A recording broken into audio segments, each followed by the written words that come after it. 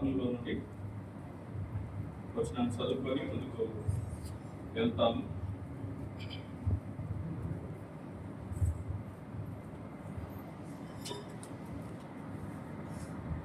రండి, దేవుని వాక్యంలో నుంచి నెహెమ్యా గ్రంథం 4వ అధ్యాయం.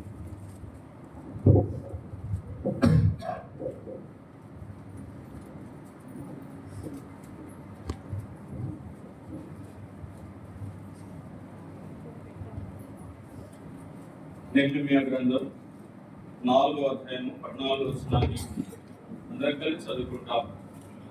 నెహెమ్యా గ్రంథము 4వ అధ్యాయం 14వ వచనాన్ని అందరం కలిసి చదువుకుంటాం. అంతటా నేను వేసి చూసి ప్రధానులతోనూ అధికారులతోనూ జనులందరితోనూ వారికి మీకు భయపడుకుడి, మహాగణను భయంకరను యెహోవా జ్ఞాపకం చేసుకుని మీ సహోదరుల పక్షులుగాను, మీ కుమారుల పక్షులుగాను, మీ కుమార్తెల పక్షులుగాను, మీ భార్యల పక్షులుగాను, మీ నివాసం లేకున్నట్టు యుద్ధము చేయడం అనేది ప్రార్థన చేసుకుంటాము.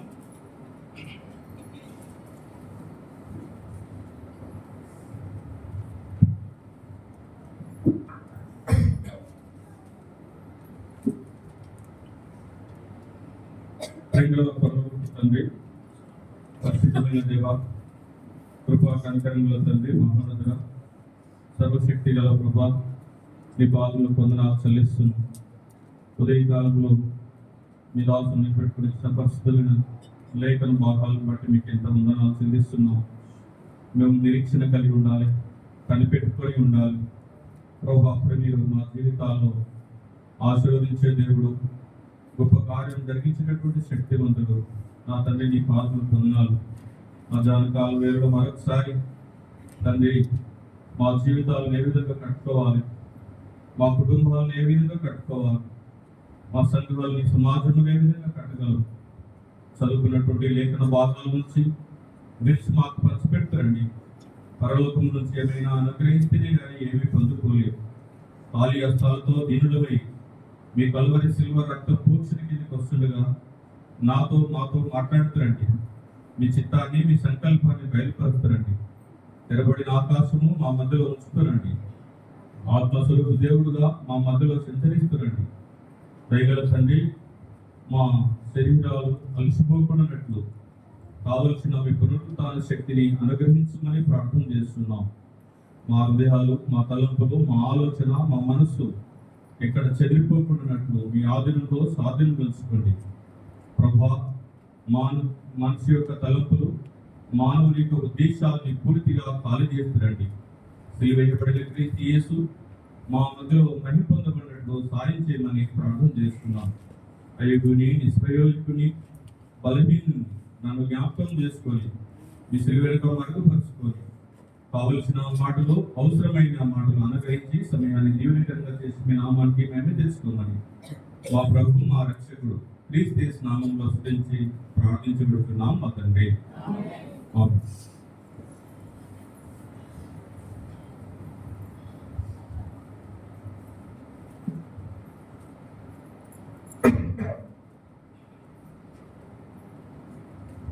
మధ్యాహ్నకాల వేళలో మరొకసారి చదువుకున్నటువంటి వాక్య భావంలో నుండి శ్రేష్టమైనటువంటి కొన్ని తలంపులు చూసి మనము ముందుకు వెళ్తాం.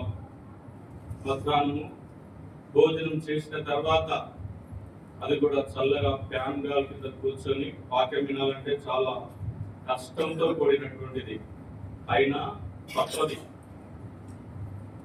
కనుక విశ్వాసంతో, నిరీక్షణతో దేవుని సన్నిధిలో మనము కొంత సమయం దేవుని వాక్యాన్ని విందాం, నేర్చుకోవడానికి ఆరంభించినాం. కనుక మనకి ఇవ్వబడినటువంటి ఈ మాటలో ఒక ప్రధానమైనటువంటి అంశం మనకున్నటువంటి మీ నివాసములు మీకుండునట్లు మీరు యుద్ధము చేయాలి. మన నివాసములు మనకుండునట్లు మనము యుద్ధ రంగంలో ఉన్నాం కనుక యుద్ధము చేయవలసిందే. యుద్ధం చేసినప్పుడు మన నివాసాలు, మన కుటుంబాలు, మన సంఘాన్ని మనము కట్టుకోగలము, కాపాడుకోగలము.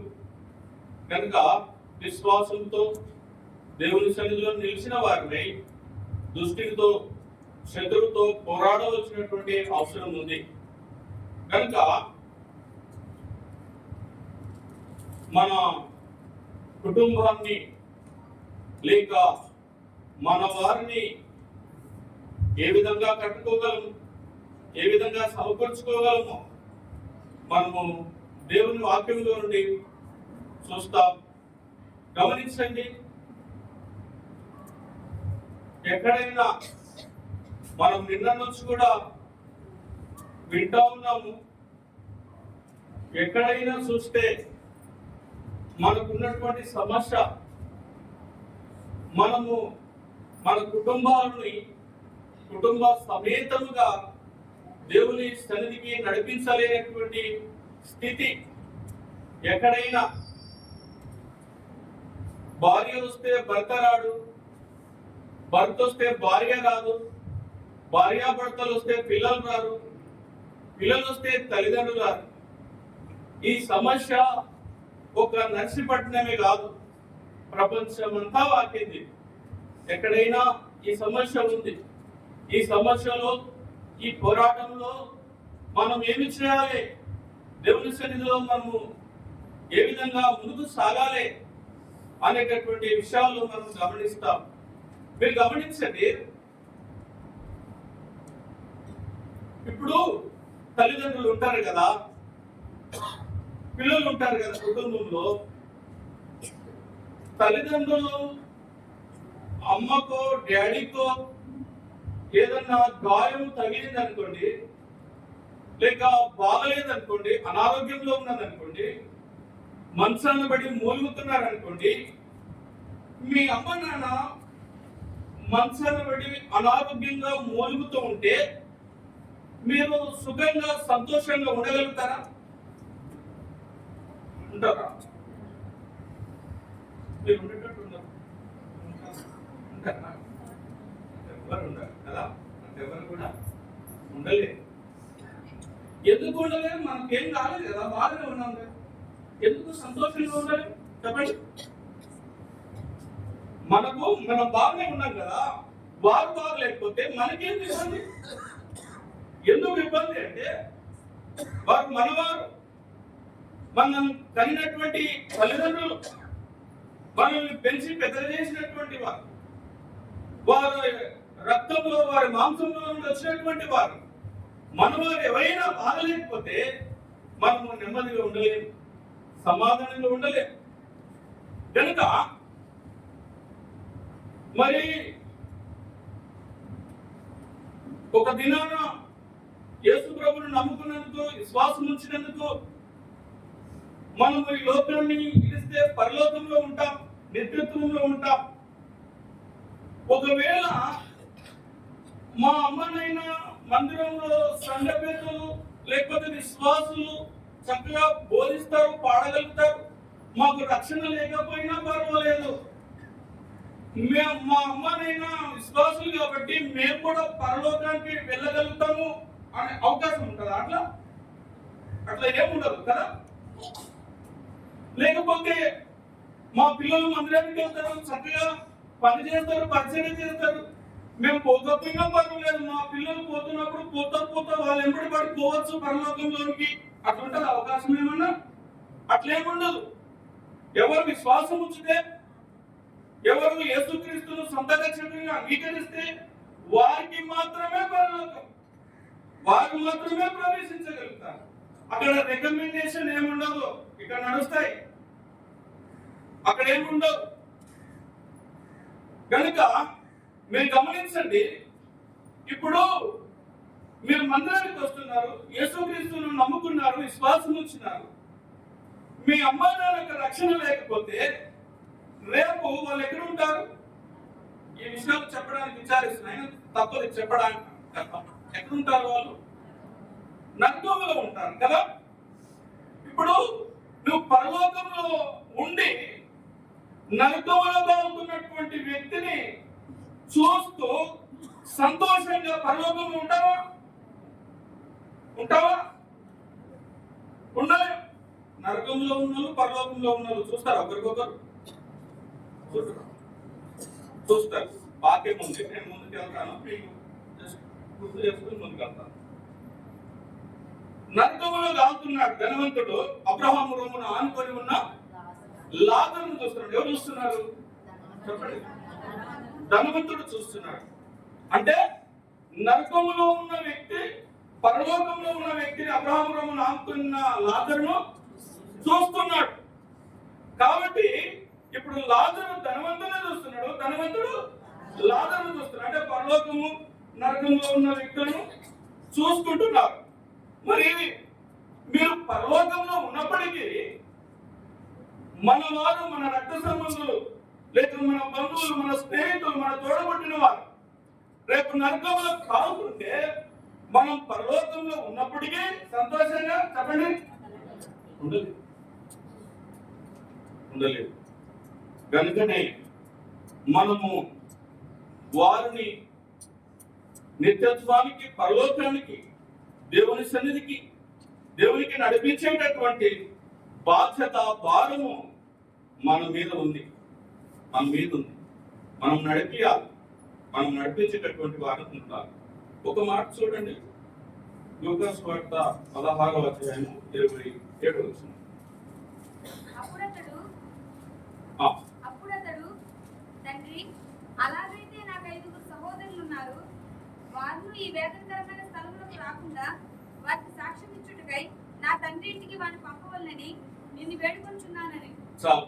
మీరు గమనించండి, ఈ వచనం చదువుతున్నప్పుడు ఆశ్చర్యం అనిపించింది. ఏమిటంటే ఆ వ్యక్తి నరకంలో ఉన్నాడు, ఒకవైపు కాలిపోతున్నాడు. కానీ తనకి ఏం గుర్తొస్తుందంటే, నాకు ఇంకా 5 సహోదరులు ఉన్నారు, వారు ఈ వేదనకరమైనటువంటి స్థలంలోకి రాకుండానట్లు నేను వెళ్ళి వాళ్ళకు చెప్తానంటున్నాడు. నరకంలో కాలుతున్నటువంటి వ్యక్తికే తన సహోదరుల పట్ల అంత భారం, అంత బాధ్యత ఉంటే, నరకంలో వేదన పడుతున్నటువంటి వ్యక్తికే అంత భారము, అంత బాధ్యత తన సహోదరుల పట్ల ఉంటే, చక్కగా చాపల మీద కూర్చొని ఫ్యాన్ల గాలికి ఉన్న మనకి ఎందుకు ఉండదు చెప్పండి? మనకెందుకు ఉండదు? మన సహోదరుల పట్ల, మన వారి పట్ల మనకెందుకు ఉండదు? మనకు ఉండాలి భారం. ఇప్పుడు ఆ ధనవంతునికి పరలోకం వెళ్ళినంత ఒకసారి, నరకంకు వెళ్ళేసారికి వెళ్ళినప్పటి వరకు నరకం ఉన్నదన్న సంగతి తెలుసా? తెలియదు కదా. నరకంలోనికి పోయినంత వరకు నరకం ఉన్నదన్న సంగతి ధనవంతునికి తెలియదు. తెలిస్తే ఎవరు నరకం ఉన్నదన్న సంగతి తెలిస్తే ఎవరు పోరు? తెలియదు. మనకు తెలుసా? తెలియదు. ఇప్పుడు మరి తెలిసి ఎందుకు నడిపించట్లేదు? నీ తల్లిదండ్రులు, నీ పిల్లలు, నీ సహోదరులు, నీ సహోదరులు, నీ బంధువులను, నీ రక్త సంబంధాలు ఎందుకు నడిపించట్లేదు? ఎప్పుడన్నా అన్నావా, నాన్న, అమ్మ, తమ్ముడు, అన్న, నువ్వు రా, ఖచ్చితంగా మందిరానికి రా, నువ్వు వచ్చిందా కుదరదు అని ఎప్పుడైనా అట్లా పట్టుబట్టినారా? మీ సొంత విషయాల గురించి, మీ సొంత అవసరాల గురించి ఎంత పీడించి ఎంత అడిగి తీసుకుంటాం. బట్టలు లేవని, బుక్స్ లేవని, ఫీజు కట్టాలని తినే మానేస్తావు. నాకు కొనిస్తాను కానీ నేను భోజనం చేయలే అంటావు. ఎప్పుడైనా నాన్న మందిరానికి వచ్చినంత వరకు నేను తినా అన్నావా? ఎప్పుడన్నా అన్నావు? అలాంటి భారం లేనటువంటి వారు కనుక మన సొంత అవసరాల గురించి ఎంతో మనము ప్రాధాన్యపడతాం, కానీ కుటుంబాన్ని మందిరానికి నడిపించే విషయంలో, దేవుని సన్నిధికి నడిపించే విషయంలో అలాంటి బాధ్యత, భారం లేనటువంటి వారంగా ఉన్నాము. కనుక మనము మన వారి కొరకు బాధ్యత కలిగి మన కుటుంబాన్ని దేవుని సన్నిధికి నడిపించేటటువంటి వారంగా ఉండాలి. దేవుడు మన నివాసులను కట్టేటటువంటి దేవుడు. దేవుడు మన జీవితాల్ని కట్టేటటువంటి దేవుడు. దేవుడు కుటుంబాలను కడతాడు, దేవుడు జీవితాలను కడతాడు, దేవుడు సంఘాన్ని కడతాడు, దేవుడు సమాజమును కట్టేటటువంటి దేవుడు. ఆ కట్టి సమకూర్చేటటువంటి దేవుని దగ్గరికి ఈ మధ్యాహ్న కాలం వచ్చినప్పుడు మనము ప్రభువా మా కుటుంబాన్ని కట్టు సమకూర్చు అని ప్రభు దగ్గర ప్రాధేయపడినప్పుడు దేవుడు తప్పక సమకూర్చుతాడు.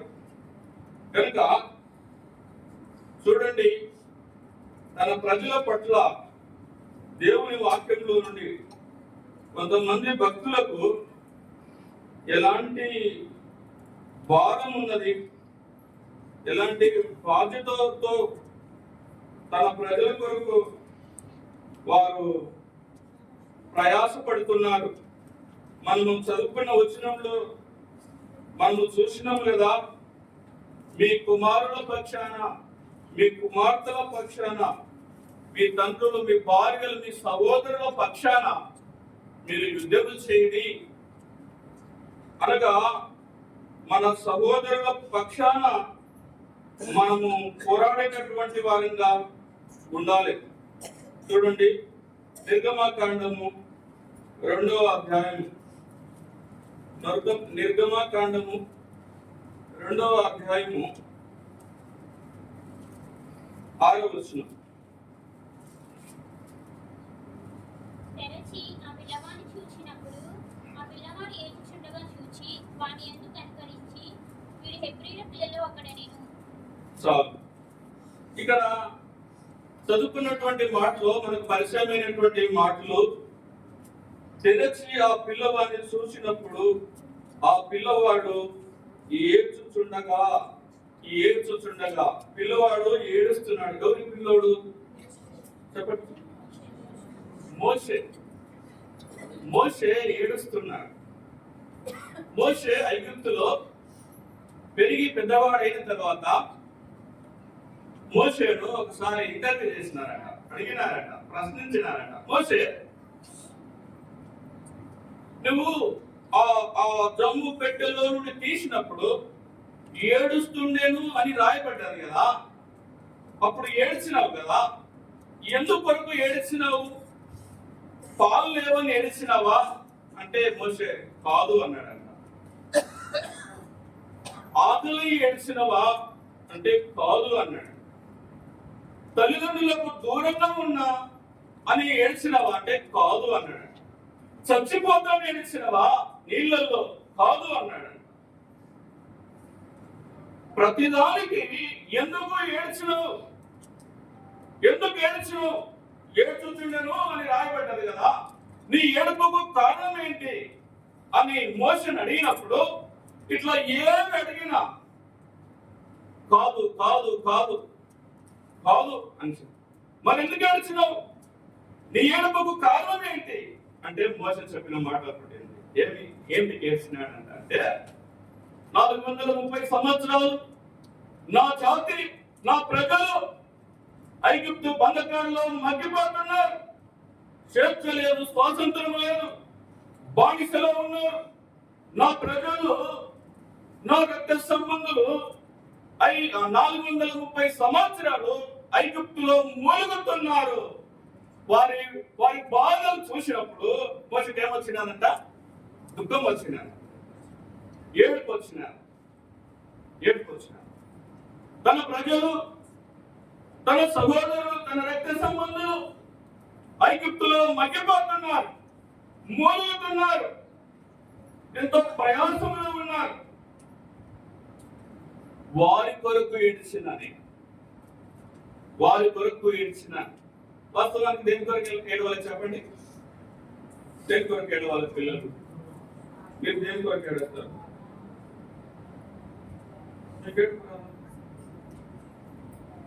కొంతమంది ఏడుస్తారు లేండి, అది మందు మీద పడిచేది, అది వేరే సంగతి. కానీ ఎందుకు కొరకు ఏడుస్తావు అంటే, బట్టల కొరకు, తిండి కొరకు, డబ్బుల కొరకు ఏడుస్తావు. నీ సహోదరుల కొరకు, నీ సహోదరుల కొరకు, నీ తోడబుట్టిన వారి కొరకు, నీ తల్లిదండ్రులకు ఏ రోజైనా ఏడ్చినావా? అందులో మోషే చూడు, 3 నెలల మాంసం ముద్ద పాల కొరకు ఏడవాలి కదా, ఆకలి కొరకు ఏడవాలి కదా, తన ప్రజల విముక్తి కొరకు ఏడుస్తున్నాడు. 3 నెలల పశుపాలనకే తన ప్రజల విషయమే అంత భారము, అంత బాధ్యత, అంత హృదయ వేదన ఉంటే 3 నెలలు కాదు 30 సంవత్సరాలు వచ్చినాయి నీకు. ఏ రోజైనా ఏడ్చినావా నీ తల్లిదండ్రుల గురించి, నీ సహోదరుల గురించి, నీ సహోదరుల గురించి పట్టించుకున్నవా? ఏ రోజైనా దేవుని దగ్గర ప్రార్థించినవా? ఎప్పుడైనా? కనుక మోషే ఎంత భారంతో ఉన్నాడు తన ప్రజలను, తన జాతిని, తన రక్తస్సు. అందుకే మోషే గురించి ఒక మాట రాయబడ్డది అక్కడనే. ఎంత పౌరుషం కలిగిన వాడు, తన ప్రజల విషయమై, తన సహోదరుల ఇశ్రాయేలు విషయమై ఎంత పౌరుషం కలిగిన వాడు మోషే అంటే 11వ వచనం చదవండి, 2వ అధ్యాయం 11వ దినములలో మోషే పెద్దవాడై తన జనుల యొద్దకు పోయి వారి భారమును చూచెను. అప్పుడు అతడు తన జనులలో ఒక హెబ్రీయుని, ఒక ఐగుప్తుని కొత్తగా చూచెను. అతడు ఇటు అటు తిరిగి చూచి ఎవరినూ లేకపోగా ఆ ఐగుప్తుని చంపి ఇసుకలో వాని కప్పిపెట్టెను. చదివిన వాక్యము మనకు పరిచయమైనటువంటి మాటలు. ఆ దినములలో మోషే పెద్దవాడై తన జనులకు పోయి వారి భారమును చూసినాడు. మోషే పెద్దవాడై తన జనుల యొక్క భారం చూసినాడు, వారి బాధను చూసినాడు, వారి ప్రయాసం చూసినాడు, వారి కష్టం చూసినాడు, వారి దుఃఖమును చూసినాడు.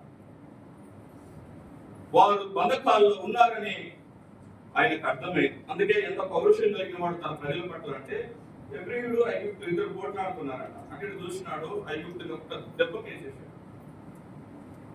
అంటే తన ప్రజల మీద ఏముంది మోషే చెప్పండి? ప్రేమ ఉంది. తన ప్రజల విషయంలో, కాపాడుకునే విషయంలో తన ప్రజల పట్ల అంత ప్రేమ ఉంది, అంత ఇష్టం ఉంది. ఐగుప్తుని మీద, శత్రువు మీద ఎంత కోపమో తన ప్రజల మీద అంత ప్రేమ, అంత ప్రేమ. కనుక అందుకే దేవుడు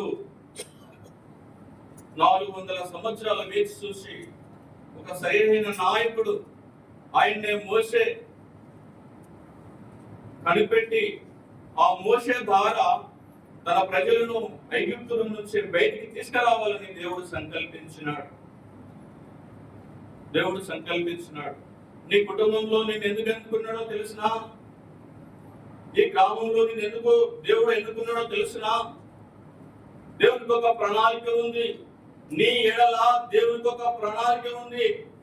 నువ్వే నడిపించాలి ఇద్దరులను. అందుకే దేవుడు నేను ఎన్నుకున్నాడు. కొన్ని వేల మంది ఉన్నారు ఈ గ్రామంలో, ఈ పట్టణంలో. నిన్నే ఎందుకు ఎన్నుకున్నాడు? నీ కుటుంబంలో నిన్నే ఎందుకు రక్షించుకున్నాడు? నీ ఎడల దేవునికి ఒక ప్రణాళిక ఉంది.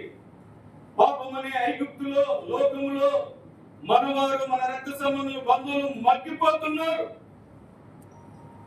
వాళ్ళ కొరకు వాళ్ళను విడిపించి వాళ్ళను దేవుని సన్నిధికి నడిపించేటటువంటి బాధ్యత మన మీదనే ఉన్నారు, మన మీదనే ఉన్నారు. కనుక అందుకే మోషేను దేవుడు ఎన్నుకొని ఏర్పాటు చేసుకొని తన ప్రజలను ఐగుప్తు నుంచి విడిపించి కనాను వైపు నడిపించడానికి దేవుడు ఎన్నుకున్నటువంటి సాధననే మోషే. మనం ముందుకెళ్తాము. ఇక ఒక సందర్భం వచ్చినది, దేవునితో గడపడానికి లేక దేవుని యొక్క ఆజ్ఞను తీసుకోవడానికి మోషే కొంతకాలం అయిన తర్వాత ఆ సినాయి పర్వతం మీదకి వెళ్ళినాడు. వెళ్ళిపోయిన తర్వాత తన అన్నైనటువంటి హరోను ఉన్నాడు. తాను ఎలాంటి కార్యాలు జరిగిస్తూ వచ్చినాడో మనకు పరిచయం.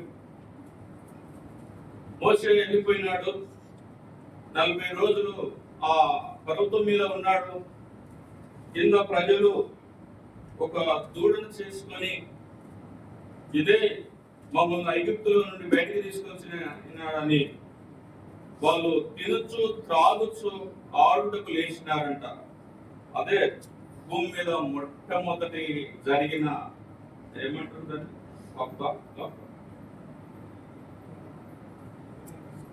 అదే భూమి మీద తిన్నారు, తాగినారు, ఆడుటకు లేచినారు. అప్పుడు మోషే అహరోన్ ఉన్నారు కదా, మోషే పర్వతం మీదకి వెళ్ళిపోయినాడు, అహరోన్ ఉన్నాడు. ఇది చేయకూడదని చెప్పలేడు. బంగారం తీసుకురామన్నాడు. ప్రజలు ఎట్లాంటి వాళ్ళు అంటే అవసరమైన తీసుకురామంటే ఎవరు తీసుకురా, అనవసరమైనది అంటే కుప్పలు తెచ్చింది బంగారం. తెచ్చి దాన్ని మంటలో వస్తే దూడైంది. దానికి సాగిల కొట్టారు. ఇదే మమ్మల్ని ఐగుప్తు నుంచి నడిపించినాడని ప్రజలు తమ మార్గమును చెరిపివేసుకున్నారు.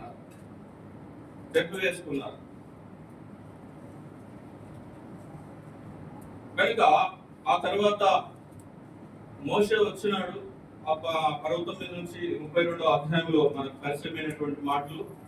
మనం సమయ ఏర్పాటును బట్టి త్వరగా ముందుకెళ్ళాలి. కనుక మోషే వచ్చినాడు.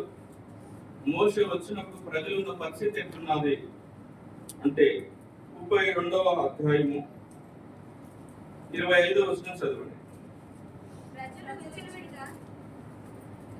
చదువు 32వ అధ్యాయము 25వ వచనం.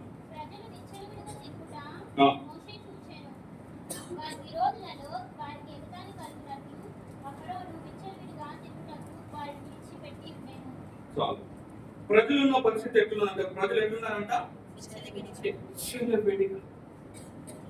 విచ్చలవిడిగా ఉన్నారు. మోషే చూస్తున్నాడు, ప్రజలంతా చెడిపోయినా విచ్చలవిడిగా ఉన్నారు. నేడు దినాలు చూస్తే విచ్చలవిడితనం, ఎవరు ఏమి చెప్పడానికి కూడా లేదు, అంత విచ్చలవిడి అయిపోయింది. లోకంలో మనం చూస్తున్నాం, ప్రజలు విచ్చలవిడిగా అయిపోయినారు. అయితే మోషే ఇప్పుడు ఏమంటున్నాడు? ఒక మాట సెలవిస్తున్నాడు. 26వ వచనం చదువు.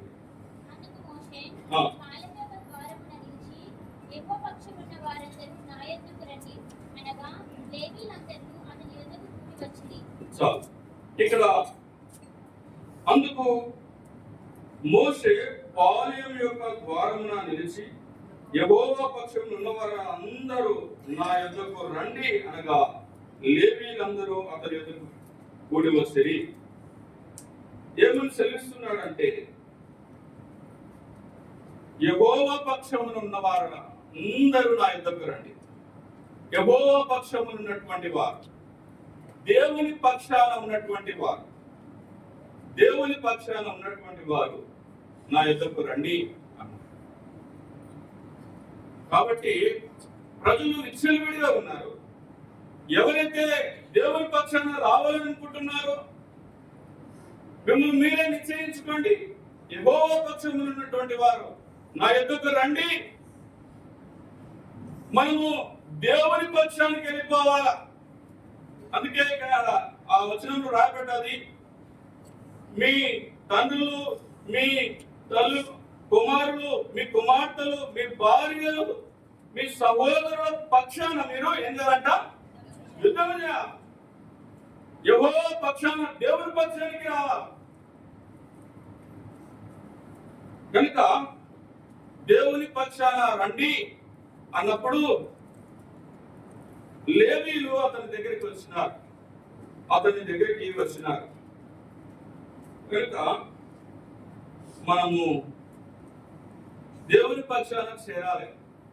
దేవుని పక్షాన వచ్చినటువంటి వారి కింద వచనాలు చూస్తే ఏం చెప్పినాడు మోషే అంటే, కత్తి తీసుకొని అందరూ కూడా తన సహోదరుల మీద పడి ఏం చేయాలంట? చంపాలి.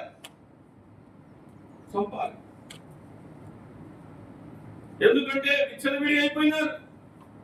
మార్గములు చెరిపివేసుకున్నారు అన్నారు.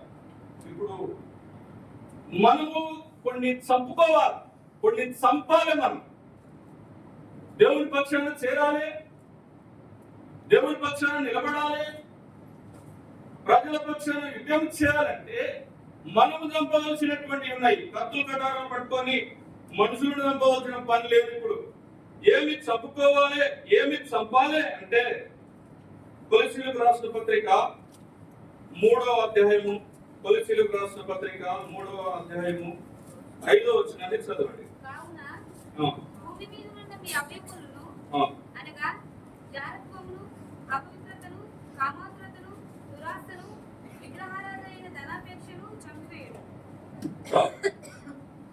ఇక్కడ కావున భూమి మీద ఉన్న మీ అవయములను అనగా జారత్వమును, అపవిత్రతను, కామాతురతను, దురాశను, విగ్రహారాధన ధనాపేక్షను ఏం కాదు చెప్పండి, సంపాదే. శత్రువు బయట లేడు, శత్రువు బయట లేడు. శత్రువు అనేవాడు 3 రకాలుగా ఉంటాడు, 3 రకాలుగా ఉన్నాడు. మొదటి ప్రధానమైనటువంటి శత్రువు ఎవరో చెప్తారా? మనకు ప్రధానమైన శత్రువు కదా. ప్రధానమైనటువంటి శత్రువు ఎవరైనా ఉన్నారా అంటే మనకు మన శరీరం, మనలో ఉన్నటువంటి ఇచ్చల విడి, మనలో ఉన్నటువంటి శరీర సంబంధమైనటువంటి ఉద్దేశాలు, కోరికలు. విగ్రహారాధన ఎక్కడో లేదు, మనలో ఉన్న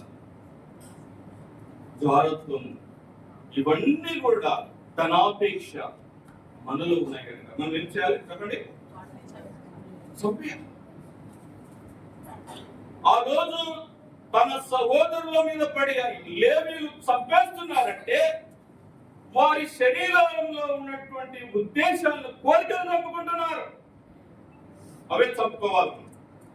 దేవుని పక్షాన పోరాడాలంటే, దేవుని పక్షాన చేరాలంటే, మన ప్రజలను నడిపించాలంటే శరీర సంబంధమైనటువంటి కోరికలు, ఉద్దేశాలు చంపుకోకుండా నువ్వు శత్రువుతో పోరాడలేవు, శత్రువు ముందు నిలబడలేవు. ప్రధానమైనటువంటి శత్రువు మన శరీరమే కనుక శరీర సంబంధమైనటువంటి ఈ చంపుకోవాలి, చంపుకునేటటువంటి వారంగా ఉండాలి.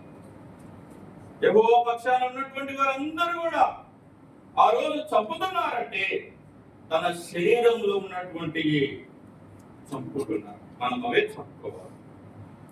కనుక మనము దేవుని పక్షాన లేక తన ప్రజల పక్షాన పోరాడినటువంటి ఒక వ్యక్తిని చూసి త్వరగా ముగించుకోవడానికి ప్రయత్నం చేస్తాము. తన ప్రజలను ఆ విషయమై ఎంత భారం కలిగి ఉన్నాడు మనము దేవుని వాక్యంలో చూస్తాం. సమూయేలు మొదటి గ్రంథము, సమూయేలు మొదటి గ్రంథము 17వ అధ్యాయం. మనకందరికి బాగా పరిచయమైనటువంటి మాటలు ఇవి. సమూయేలు మొదటి గ్రంథము 17వ అధ్యాయము 8వ వచనం. అతడు నిలిచి ఇశ్రాయేలు దండువారిని పిలిచి, యుద్ధపంక్తులు తీర్చుటకై మీరు ఎందుకు బయలుదేరి వచ్చినది? నేను ఫిలిష్తీయులను కానా? మీరు సౌలు దాసులు కారా? మీ పక్షంగా ఒకరిని ఏర్పరచుకొని అతని నా యొద్దకు పంపుడి. అతడు నాతో పోట్లాడి నన్ను చంపగలిగిన ఎడల మేము మీకు దాసులం అవుదుము. నేను అతని జయించి చంపిన ఎడల మీరు మాకు దాసులే, మాకు దాస్యం చెల్లిదురు. ఇక్కడ ఇశ్రాయేలు యొక్క ప్రజల పరిస్థితి మనము ఎరుగుదుము కదా. ఫిలిష్తీయులు ఉన్నటువంటి బలాఢ్యుడు గొలియాతు ప్రతి ఉదయం సాయంకాలము తన ప్రజలను, ఇశ్రాయేలును తిరస్కరిస్తున్నాడు. ప్రజలు చాలా భయంలో ఉన్నారు. అప్పుడు ఫిలిష్తీయుడు వచ్చి అంటున్నాడు, ఇక్కడ అతడు నిలిచి ఇశ్రాయేలుల దండువారిని పిలిచి యుద్ధ భక్తులు తీర్చుటకై మీరెందుకు బయలుదేరి వచ్చితిరి? నేను ఫిలిష్తీయుడను కానా? మీరు సౌలు దాసులు కారా? మీ పక్షం నా ఒకరిని ఏర్పరచుకొనుడి. మీ పక్షాన అంటే ఇశ్రాయేలుల పక్షాన ఒక్కరిని ఏర్పరచుకొనుడి. ఒక్కరు లేడా?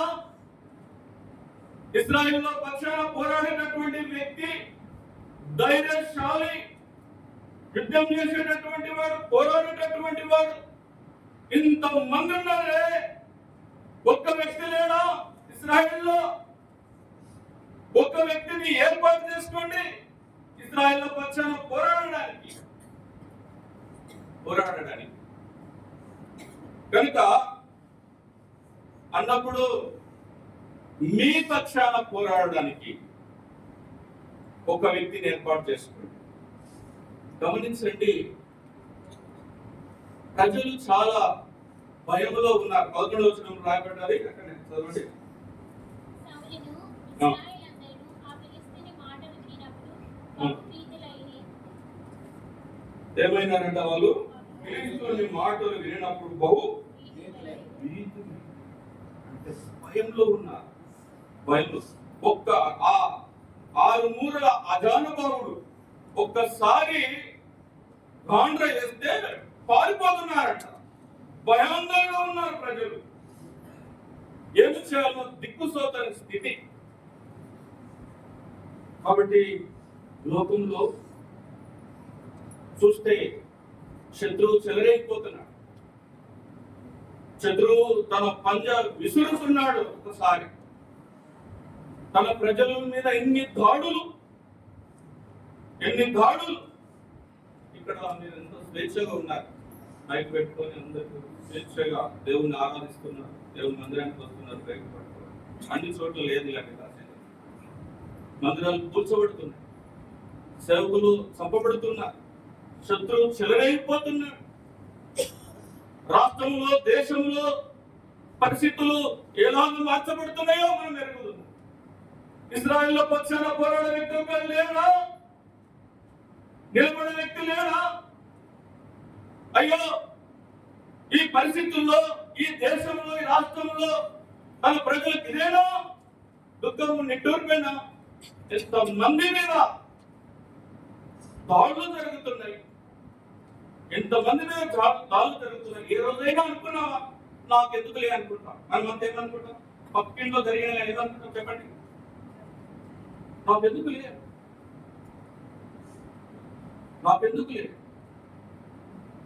కాబట్టి ప్రజలు భీతిలో ఉన్నారు, భయంలో ఉన్నారు, ఆందోళనలో ఉన్నారు. ఏమి చేయాలో నీకు తోచని స్థితి. అలాంటి పరిస్థితుల్లో ప్రజలు మగ్గిపోతున్నప్పుడు మనకు తెలుసు తర్వాత భాగము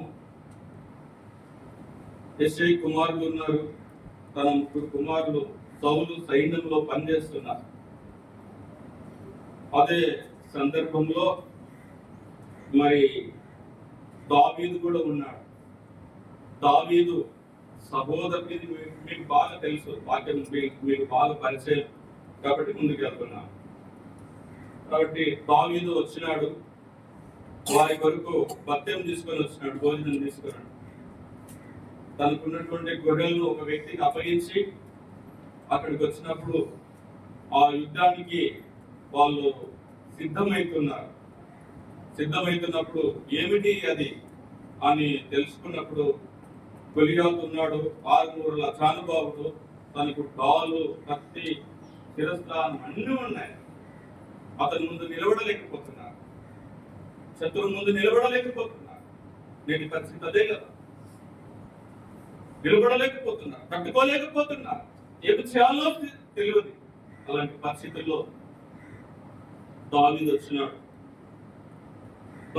దావీదు వచ్చి ఈ గొలియాతును కొట్టి చంపినటువంటి వ్యక్తికి ఏమిటి అని అడిగినప్పుడు వారు చెప్పినారు. ఇక్కడ చూసినట్టయితే కొన్ని ఆత్మీయమైనటువంటి విషయాలను గుర్తు చేసుకుంటాం మనం వాక్యంలో నుండి. గొలియాతు ఆరుమూరల అజానుభావుడు, చాలా హై పర్సనాలిటీ, దానికి యుద్ధ సామాగ్రి అన్ని కూడా ఉన్నాయి. తన సహోదరులు ఇశ్రాయేల్ ప్రజలు అవన్నీ చూస్తున్నారు, గొలియాతులో అవన్నీ చూస్తూ ఉన్నారు. అవన్నీ కనబడుతున్నాయి వాళ్ళకు. హై పర్సనాలిటీ, తనకున్న కత్తులు కటారు యుద్ధ చేసేటటువంటి అన్ని కనబడుతున్నాయి. కానీ దావీదు ఏమన్నాడు? ఒక మాట అంటాడు. దావీదు ఏమన్నాడు ఆ గొలియాతుని విషయమై అంటే, ఈ సున్నతి లేని ఫిలిష్తీయుడు చెప్పండి ఎంతటి వాడు, జీవము గల దేవుని సైన్యాన్ని తిరస్కరించుటకు ఈ సున్నతి లేని ఫిలిష్తీయుడు ఎంతటి వాడు అంటే, ఈ మిగతా వారందరూ ఏం చూస్తున్నారు? ఏం చూస్తున్నారు? మాకేం తెలుసు. ఏం చూస్తున్నారు? అతని పర్సనల్ దాని కృత్య చేసేటటువంటి చూస్తున్నారు. దావీదు ఏం చూస్తున్నాడు? ఏం కనపడదు, ఏం చూస్తున్నాడు? మీకేం లేదు. అరే ఎన్ని ఉంటే అసలు లేదు. వీడికి దేవుడు లేడు, వీడు ఐటు ఉన్నాడు, పర్సనల్ ఉన్నాడు, వీడికి యుద్ధ సామాగ్రి ఉన్నది. వీడికి ఏం లేదంటే వీడికి సున్నది అంటే వీడికి దేవుడే. అందుకే వీడెంతటి వాడు, వీడెంతటి వాడు. మిగతా వారు అంతా తనకున్నటువంటి పైన చూస్తున్నాడు, ఆయన హెడ్ పర్సనల్ చూస్తున్నారు. కానీ ఆత్మీయుడుగా వ్యక్తి, లోక సంబంధి, శరీరాంశరుడు, శత్రువు వీడు దేవుడు కలిగిన వాడు కాడు. దేవుడు లేకుండా బతుకుతున్నాడు కనుక వీడు ఎంతటి వాడు? సున్నతి లేని ఫిలిష్తీయుడు ఎంతటి వాడు? దావీదు అన్నలు శత్రువు యొక్క బలము చూసినాడు, దావీదు శత్రువు యొక్క బలహీనత చూసినాడు. శత్రువు బలాఢ్యుడు అనుకోవద్దు ఎప్పుడు, అప్పుడే భయపడతాం.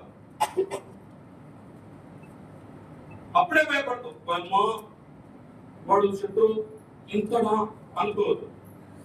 వాని బలం ఎప్పుడు చూడదు, వాని బలహీనత చూసినాడు. వాని బలహీనత ఏంటంటే మనకి దేవుడు లేడు. గొలియాతుకి ఎవరు లేదు చెప్పండి? దేవుడు లేడు.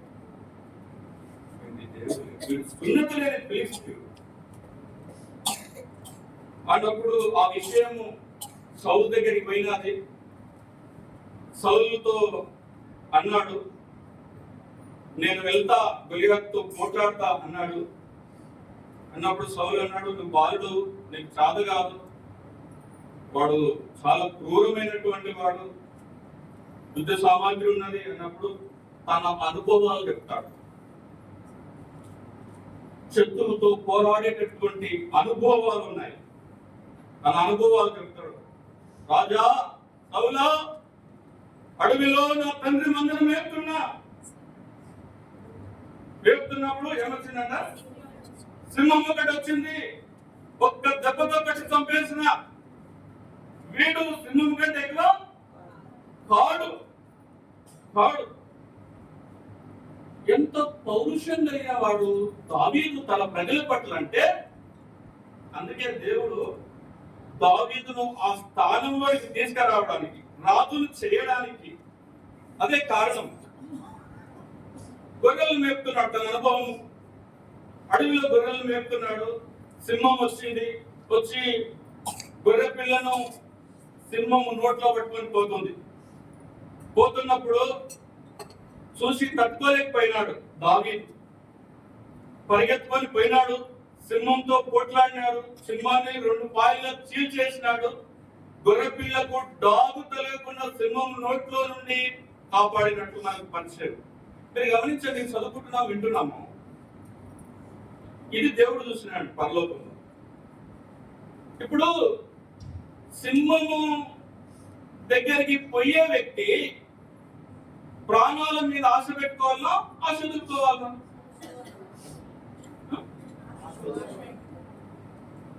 ప్రాణాల మీద ఆశ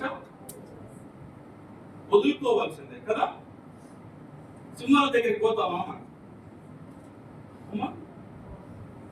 కుక్కని పిల్లిని చూస్తేనే భయము, సింహాల దగ్గరికి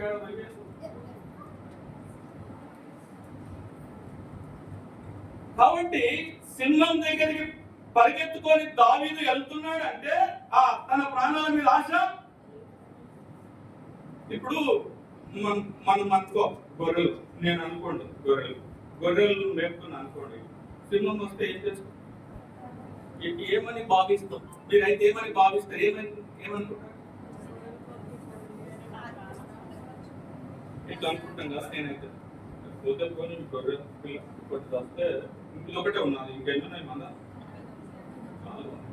బతుకుంటే ఇట్లాంటి గొర్రెలు ఎన్నో సంపాదించుకుంటాం, సత్యం సాధిస్తాం. పోతే పోనీ గొర్రె అనుకుంటాం. అందుకే మనం ఇక్కడే ఉన్నాం. దావీదు అట్లా అనుకోలేదు. ఇప్పుడు మనకు గొర్రె పిల్ల ఎక్కువ, ప్రాణం ఎక్కువ? మనకు చెప్పండి. దావీదుని అడిగితే ఏం చెప్తారు? దావీదా, నీకు గొర్రె పిల్ల ఎక్కువ, ప్రాణం ఎక్కువ అంటే ఏమంటాడు? నా ప్రాణం ఉంటెంత పడితే ఎంత, నాకు గొర్రె పిల్ల కావాలి, గొర్రె పిల్లని రక్షించాలి, గొర్రె పిల్లను కాపాడాలి. అది దేవుడు పరలోకం చూసినాడంట. 2వ సమూయేలు గ్రంథము 2వ గ్రంథము 7వ అధ్యాయము 8వ వచనం చదవండి.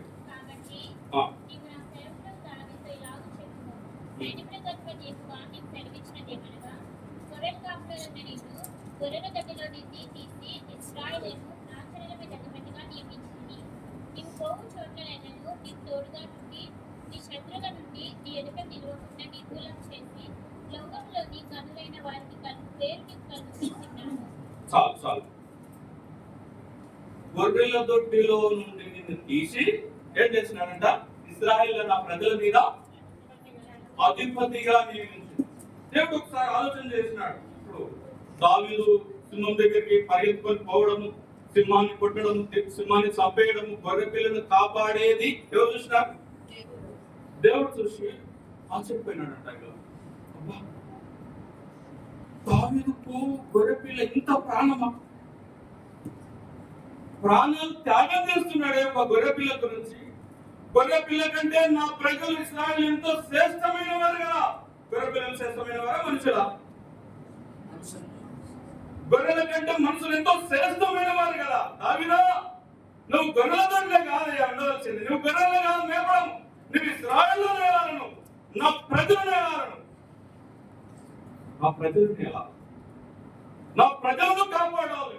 గొర్రెల్ని కాపాడిన దావీదు ప్రజలను కాపాడా? కాపాడతారు.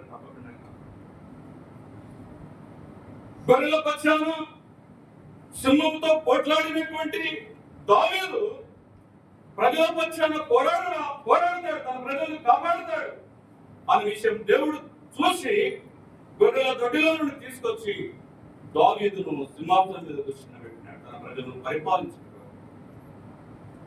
ఇప్పుడు ఆ అనుభవం చెప్తున్నాడు. సౌలా రాజా, ఆ తండ్రి మందరం చెప్తున్నప్పుడు సింహాన్ని కొట్టి చంపేసిన వీడు సింహం కంటే ఎక్కువైన వాడు కాడు, నీ సెలవైతే నేను వెళ్ళి పోట్లాడతాను. ఎలాంటి వ్యక్తి దావీదు అంటే మనము చూడవచ్చు. 40 వచనం చదవండి. 11వ అధ్యాయం 40వ వచనం.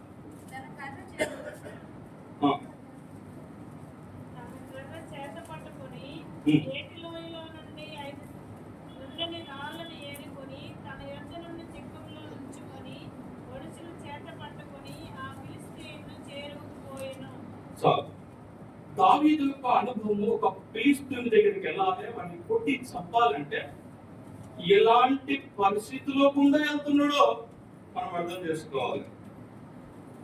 ఇక్కడ తన కర్ర చేత పట్టుకొని ఏటి లోయలో నుండి 5 నున్నటి రాళ్లను ఏరుకొని ఏటి లోయలోనికి వెళ్తున్నాడు.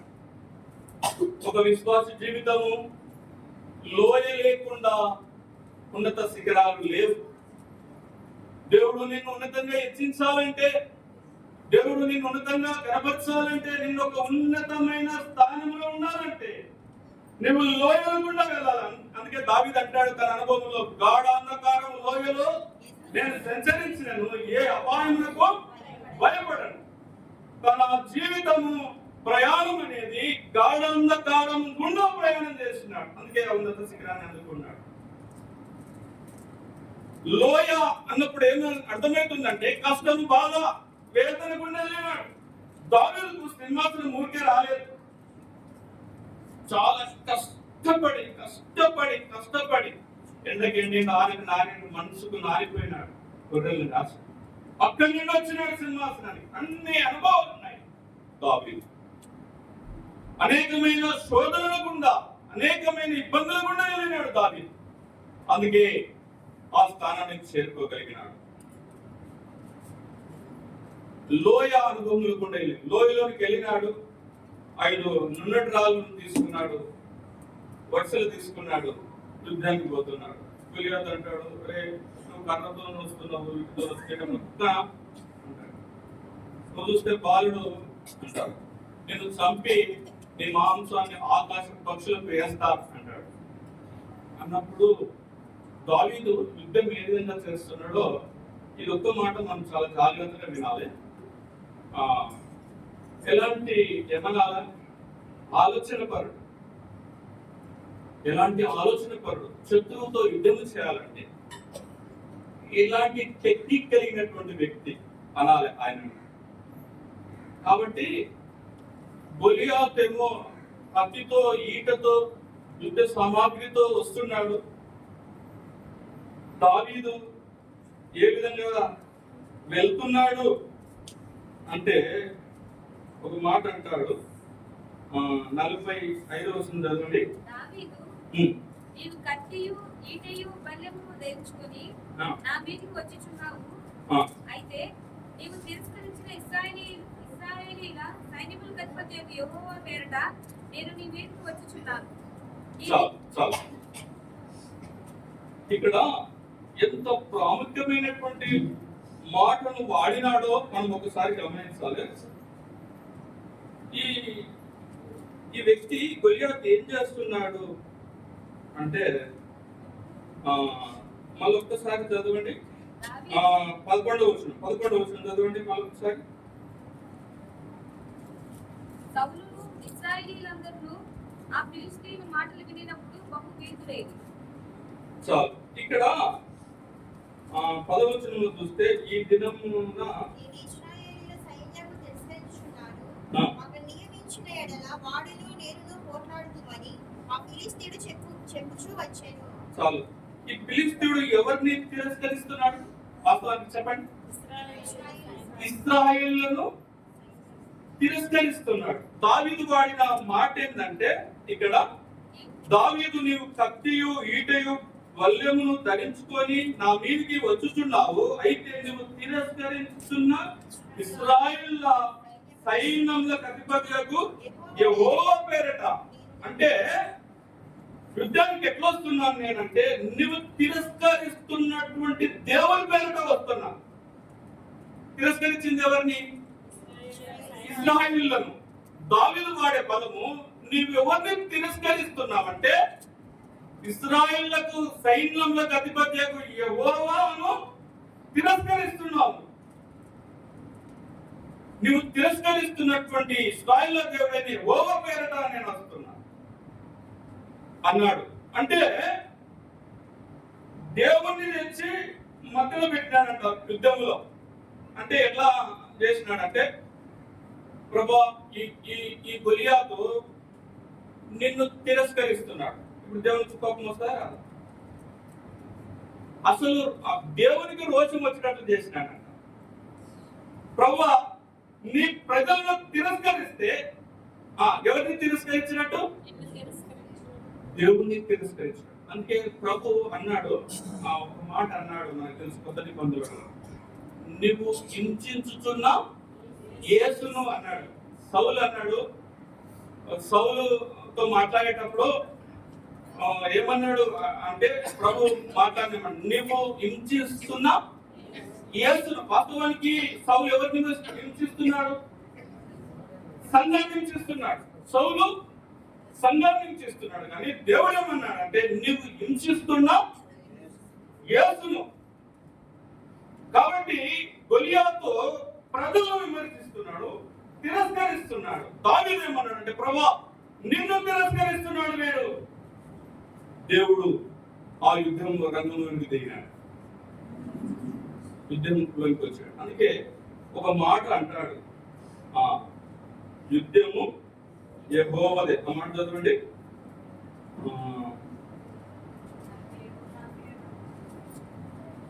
40 చదువు.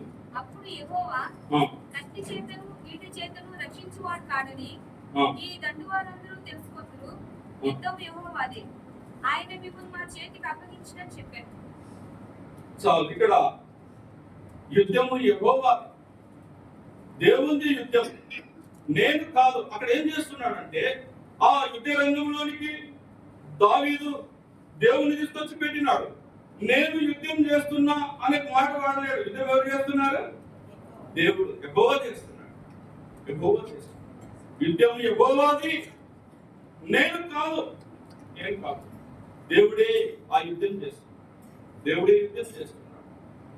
కనుక మనము పోరాడవలసినటువంటిది, మనము యుద్ధము శత్రువుతో పోరాడేటప్పుడు దేవుణ్ణి సహాయాన్ని తీసుకోవట్లేదు. దేవుడు యుద్ధం జరిగించబడని గ్రహింపలేదు. మనం ఏకాకి నేను పోరాడతాను, నేను సాధించుకుంటా అంటున్నాను. మన వల్ల కాదు.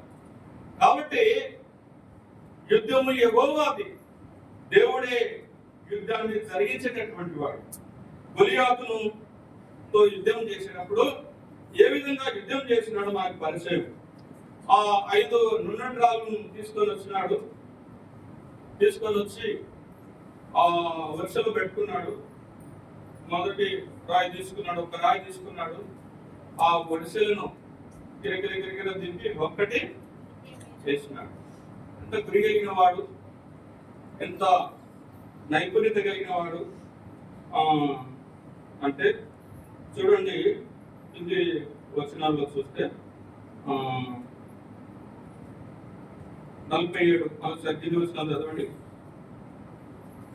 ఆ ఫిలిష్తీయులు లేచి దావీదు 50 వచనం చదవండి. 50 వచనం 50 51. దావీదు ఫిలిష్తీయుల కంటే బలాఢ్యుడై ఖడ్గము లేకయే గొడ్డలితోనూ రాతితోనూ ఆ ఫిలిష్తీయుని కొట్టి చంపాడు. వాడు బోర్లో పడగా దావీదు పరిగెత్తిపోయి ఫిలిష్తీయుని మీద నిల్చుండి వాడి కత్తి వరదూసి దానితో వాడిని చంపి వాడి తలను తగిలేశాడు. ఫిలిష్తీయుడు తమ సూర్యుడు చచ్చుడుకి పారిపోయింది. ఈ వాక్యం మనకు పరిచయం. మనం త్వరగా ముగించుకోవడానికి ప్రయత్నం చేస్తాము. ఇక్కడ వర్షాలతో కొట్టినాడు. ఎక్కడ తగిలినాడంట? రాయి మొదటేనంటారా? మొదటే కదా, మొదట ఇక్కడ తాకింది. ఇప్పుడు ఒకసారి ఆలోచించండి, దెబ్బ ఇక్కడ తాకింది కదా, ఎక్కడ పడాలి? ఇక్కడ బలంలో ఇక్కడ దెబ్బ తగిలితే ఎక్కడ పడాలి? ఇట్లా వెనక్కి పడాలి. ఎక్కడ పడ్డాడంట? అంటే యుద్ధము యెహోవాది అన్నాడు చూడు. దావీదు కొట్టిన దెబ్బ కంటే దేవుడు కొట్టిన దెబ్బ ఎక్కువ. దేవుడు కొట్టిన దెబ్బ ఎక్కువ. అందుకే దావీదు దెబ్బకు ఎందుకు పడాలి? ఇప్పుడు దావీదు దెబ్బ కాదు, ఎవరు కొట్టారు? దేవుడు ఇక్కడ నుంచి వేసిండాడు. నేను ఏమంటారు? మాట పడుతుంది వేస్తే ఓర్లు బొక్కలు పట్టాడు అంట. ఓర్ల బొక్కలు పట్టాడు. దేవుడు కొట్టాడు. మన యుద్ధంలోనికి దేవుణ్ణి దేవుణ్ణి తీసుకురావాలి. పోరాడవలసింది మనమే, నిలబడవలసింది మనమే, ధైర్యం చేయవలసింది మనమే. అందుకే దావీదు అంటారు సింహం గుండె లాంటి వాడు. దావీదు సింహం గుండె లాంటి వాడు. నువ్వు నిలబడాలి ప్రజల పక్షాన. ప్రజలు చాలా భయంలో ఉన్నారు, ఆందోళనలో ఉన్నారు. ఒక్క దావీదు నిలబడి ఎంతమంది ప్రజల పక్షాన పోరాడినాడు. నువ్వే నిలవలసింది, నువ్వే ధైర్యంగా దేవుని పక్షాన, దేవుని ప్రజల పక్షాన పోరాడవలసింది నువ్వే. దావీదుకు చిన్న వయసులోనే 21 సంవత్సరం యవనస్తుడు దావీదు గొలియాతుతో పోరాడిన ఈ యవనస్తునికి తన ప్రజల పట్ల ఇంత ప్రేమ, ఇంత భారం ఉంటే మనకెంత ఉండాలి, మనకెంత ఉండాలి. కాబట్టి మన ప్రజలు, మన వారు, మన రక్త సంబంధం, మన బంధువులు, మన తోడబుట్టిన వారు, మన కుటుంబాలు, మన సంఘాలు కాపాడబడాలంటే దేవుని పక్షాన నిలబడేవారు కావాలి. దావీదులు కావాలి, దావీదులు లేవాలి, శత్రువుతో పోరాడినటువంటి వారు కావాలి. ఇదిగో ప్రభువా నేనున్నాను, నన్ను వాడుకో, నన్ను అంగీకరించు, నాకు సాయం చేయి అని ప్రభు దగ్గర మనం ప్రార్థన చేస్తాం. ప్రార్థన.